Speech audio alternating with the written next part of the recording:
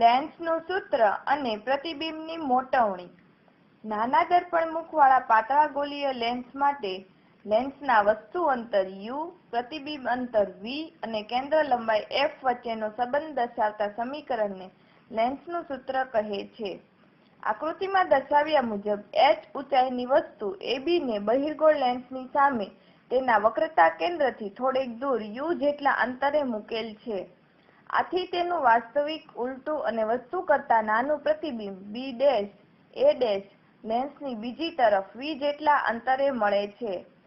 Cartesian સંજ્ઞા પ્રણાલી અનુસાર વસ્તુ અંતર OB −u, પ્રતિબિંબ અંતર OB' +v, કેન્દ્ર લંબાઈ OF +f.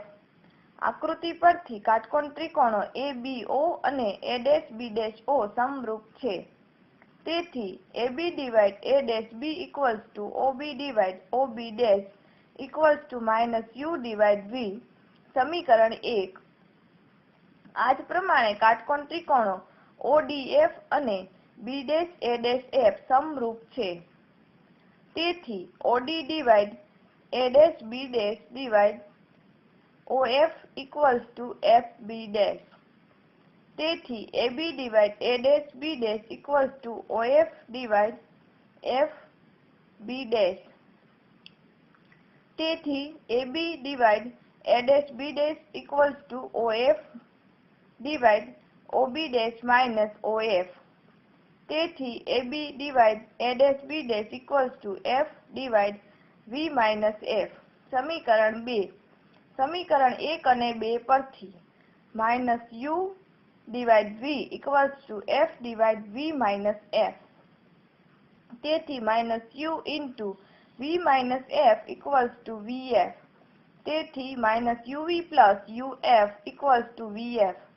પ્રત્યેક પદને u/v/F વડે ભાગતા -1/F + 1/v = 1/u. તેથી 1/v - 1/u = 1/F. સમીકરણ 3.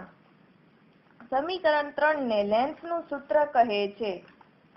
પ્રતિબિંબની મોટવણી. ગોળીય લેન્સ વડે મળતી પ્રતિબંધિત ઊંચાઈ અને વસ્તુ ઊંચાઈના ગુણોત્તરને આપેલ લેન્સ માટે પ્રતિબિંબની મોટવણી કહે છે.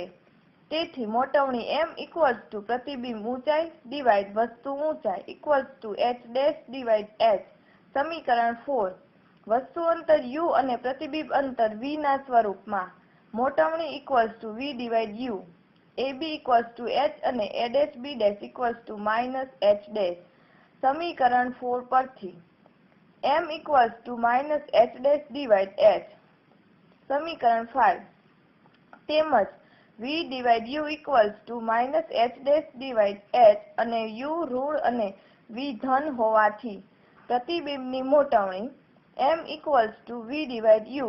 સમીકરણ 6.